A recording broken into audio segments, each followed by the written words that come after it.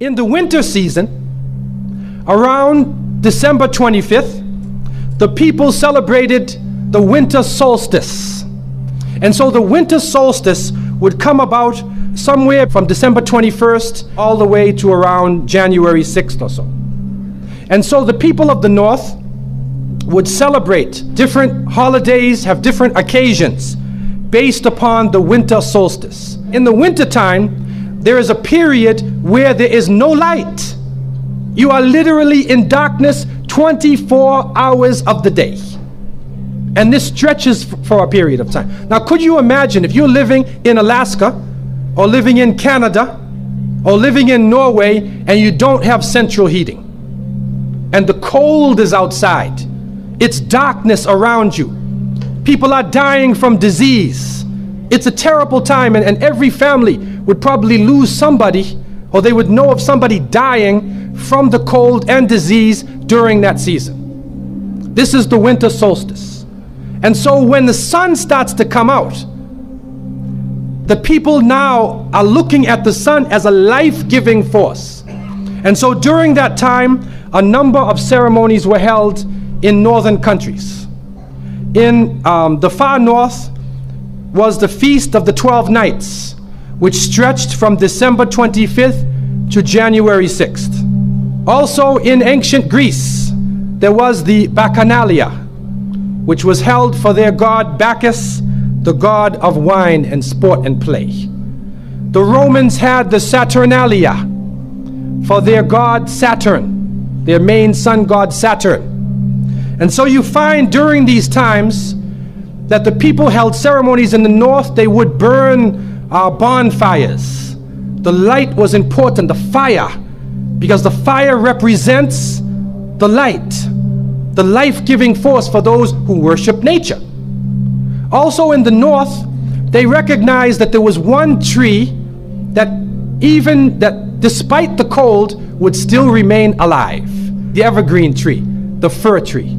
And so in some cases they would take this fir tree, believing that there was powers of life within the tree, and they would put it in their homes, set it there and put a light on the top of it, or burn them in the front, or they would make mistletoes and put them over their doorways, a type of what we would call ta'weez or tamima.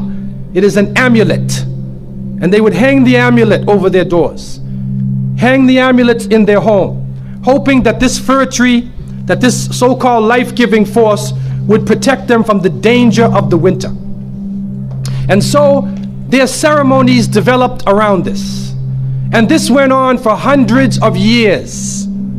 We also find in the ancient northern countries, and the Druids of the north, they carried out special ceremonies surrounding the mistletoe and surrounding the fir tree and the beliefs, and they would meet within circular areas, and they had a secretive cult that spread throughout the far northern countries.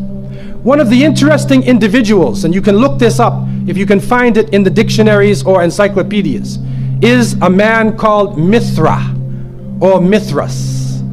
This is a very mysterious character. And when you look at history, you find that this individual called Mithra was born on December 25th. His day of the week was the 7th day of the week, that we still call Sunday. He was supposed to be the son of the sun god himself, and they had a special sacrament made up of bread and wine, and they would make this drink during this time, and supposedly he died for the sins of the people. Sounds familiar, doesn't it? But when you try to find Mithra or Mithras in the encyclopedias, they, through state intervention, erased the name. Why is this? That is because after the time of Jesus, Isa alayhi salam, when the message began to spread, and they went north, and you'll see within historical writings that Barnabas, one of his disciples, met a man named Saul or Paul, who later called himself Paul. Paul said he saw Jesus on the Damascus road, and he went to the disciples, but the disciples turned against Paul. Only Barnabas stayed with him. But when Paul and Barnabas went into Greece, Barnabas left him. Now, what is the reason why they all left him? What are the concepts coming through Paul? Many people say, well, they left him because he was Saul before and he used to torture the early followers of Isa alayhi salam. But also you can see, and if you look at present day Christianity, that most of the concepts of the Trinity, of the blood sacrifice, the original sin, and most of the concepts which relate to more than one God are coming through Paul. The preachers are quoting Paul sometime more than Jesus during their sermons. And so Barnabas left Paul. And somewhere in the early days, in Rome or Greece, somewhere in that area, those missionaries who were teaching the teachings of Jesus, Isa alayhi salam, met with this force coming from the north. And so you will see in ancient Roman history that in some cases the Roman emperor would go out to the Colosseum and the gladiators would be fighting each other and everybody's cheering for the gladiators. Sounds like one of our football games. They would go to the Colosseum, right? And the gladiators would fight. And then if one of the gladiators was down, and they would look at the emperor, should I kill him or not? And if he wanted to kill him, he would say, he would go like that. Right? You know that sign, down. If he said keep him alive, he goes like this. You know how we use it today? Yes. Okay? He gives that sign. Okay? One of the terrible things happening during these rituals at the Colosseum is that they would bring the Christians out, literally men, women, and children, and feed them to hungry animals. They would take a hyena or a wolf or a lion and get it hungry and crazy and beat it and throw raw meat at it and then send it out on the people, and they would literally cheer and watch as the animal ripped the bodies apart. This is a terrible culture. Tear the bodies apart. And so somewhere along the line, somebody who couldn't take the torture, who felt that maybe we can win these people over, made a compromise. And you start to see changes going on from the early part of the Christian era in Southern Europe, where the major ceremonies held by the nature worshipping people are combined with Christian names and Christian ceremonies, and therefore what comes forth to us is a mixture with the two streams coming together, where you get a monotheistic name or a monotheistic character with a pagan ceremony. And so the mixture of this together is what is giving us the present day holidays that we see. Number one, we understand that Isa alayhi salam, according to the different reports of the different scholars in many religions, he was not born in the cold weather. History shows us that he was born during the warm weather. Even in the Christian traditions, they have the belief that the shepherds were tending their flocks outside. And in Palestine, you cannot keep your flocks outside in the wintertime in the evening. You bring them in because it's cool at night. And so it was the warm weather. It was also the time of the taxes in the north. In the story coming in the Quran, when we see the mention in chapter 19 in verses 24 to 25, and we see the mention of the story of Mary, because it is the belief of the Muslims that Maryam, may Allah be pleased with her, was a virgin, and she had dedicated her life to the worship of one God, prayer and fasting, and by the power of Allah, that the Creator breathed His Spirit into her, and she conceived Jesus. He said, be, and it is. She conceived Jesus, Isa alayhi salam, without a father, without a man. That is a belief of Islam. It is also a belief that when she felt the pain of the pregnancy, that the angel came to her and told her to go outside of the city. She went outside of the city to a remote area, and there she found a palm tree, and she found water. And it was speaking about rutub, janniya. It was speaking about a type of rutub, or a type of dates. And those who know, who have lived in the desert area, know that when the dates become ripe, when you start to see the color of the dates change, because dates are not brown, you know. Dates are originally red and they're yellow, they're other colors, but they turn the brown. It's at the height of the heat that the dates become ripe. And so it's at that time that she gave birth to Isa alayhi salam. So from different points of view, different historical points of view and different religions, we understand that Isa alayhi salam was not born during the winter season. He was born in the warm weather. So who was it that was born in the winter season? What is that? Who is that character now? Let us become detectives and try to find out the answer to this problem. Number one, you have to understand this concept of Saturn, the concept of Bacchus. When they are portrayed by the different artists who drew pictures of them or the sculptures, they're usually portrayed as a heavy-set man with a white beard. And when in the Sistine Chapel, Michelangelo drew his picture, you could see the long flowing beard, and there are actually pictures of this man on a sled being drawn by snakes with wings. Snakes with wings. Snakes do not normally fly. But in this case, the snakes have wings, and the heavy-set man is on his sled being drawn by these flying animals. Sound familiar to you now, doesn't it? He's being drawn by the flying animals. He's performing miracles. He's coming out on December 25th, which is not the birthday of Isa alayhi salam, has nothing to do with Christianity. It is the time of the Bacchanalia and the Saturnalia, and he is representing riotous fun, drunken reverie. And so what happens on Christmas, the Christmas season, especially in America, people today are not even thinking about Isa alayhi salam. They're not even thinking about Jesus. They're looking how they can get drunk. On Christmas, what is going on? In the Caribbean and many parts, if they offer you a Christmas pudding or Christmas pie or Christmas drink, watch out. Because it's probably laced with rum or wine. That's the spirit of the season. Now this riotous occasion that was going on went so far that the Christian church banned it. And the Church of England, according to historical sources, actually banned it all the way to 1647. It was prohibited in England to celebrate Christmas because they saw Christmas as being a pagan holiday. This is an official position taken by the Christian church, the Church of England, who were known at that time as Puritans. What happened was an individual was superimposed. A name was superimposed. We hear about the name of Saint Nicholas. Saint Nicholas. Now, Saint Nicholas himself is actually coming from the ancient writings of Beowulf.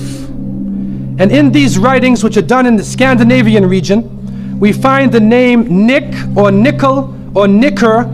He was known as a demon, the demon of the north. He was known as the evil spirit of the north, the name of Odin, the evil principle. And so in Germany and in many of the northern countries, the people actually looked upon this so-called Saint Nick as being an evil force, and they would tell their children in the wintertime, don't go outside, because if you do, Nicholas will come along, Nickel will come along, he'll capture you, put you in his bag, and take you away. And so they used it as a negative concept. In Isaiah, in what is left of the Bible, in chapter 4, in 14:13, the devil is known as the prince of darkness, and it is an understanding that his throne, the seat of his power, is in the north. Somewhere in the north is the seat of power of this evil. And so the Germans also, when they depicted this Nicholas, or this Pelsnickel, as they would say, Pelsnickel in German, it means a furry devil. When they depicted him, they depicted him as a man with red fur. He had red fur coat, and his base was in the north, and he was the essence of evil.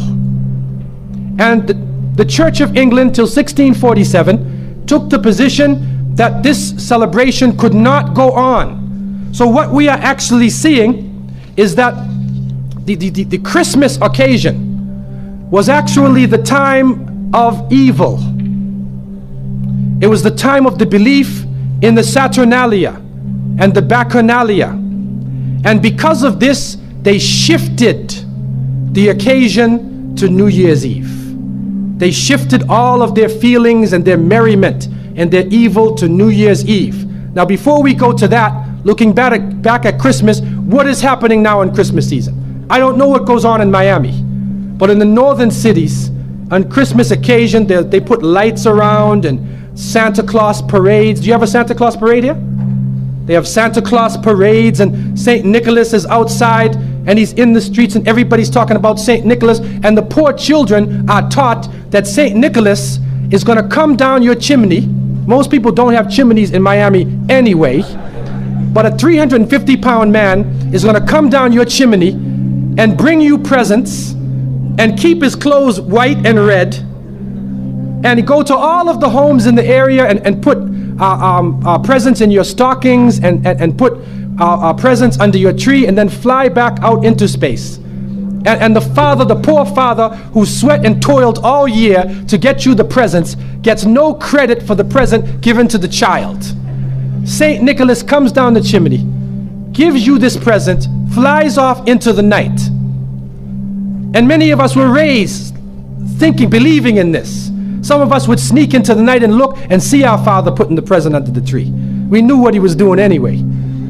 But you went along with it, and the people say, well, you know, it's Christmas. Don't you like to have fun? You want to stop the children from having fun? What kind of people are you? But what are you teaching the children? You are using the name of Jesus, using the name of Isa alayhi salam, and you are using a figure who historically is the devil.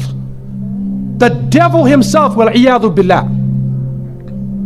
They are using his figure, and he has now taken over the Christmas season. Christmas now to most people means materialism. You have to buy presents for your cousins and your friends, and you got to buy about 34 presents. And you find that most American people are in debt for 6 months after Christmas. Now, where is Jesus? You get drunk, you fight, you lose all your money, the stores raise their prices. Isa alayhi salam is described as a very humble person. Most of the time he didn't wear shoes, only 1 or 2 changes of clothing. A very simple person, eating very simple food, fasting most of the time. You see what is going on? There are 2 streams now, a stream of polytheism, a stream of monotheism, and now the polytheism, the materialism, is overtaking the monotheism and standing in the way and taking over our society. And some foolish Muslims coming along from outside of in their country say, well, I just want to be an American. I want a tree too. So I said, one of the brothers said he had a Christmas tree in his house. He came for, I said, brother, do you know what the tree stands for? He said, no. Okay, I'll get a palm tree with dates. I'll make it halal, a halal Christmas tree. But brother, you have to understand what it means. You have to understand what it means. Number one, the Prophet ﷺ, when he spoke about, he talked about ar-ruqya, wa tama'im, wa tiwala. He said all of these things are shirk.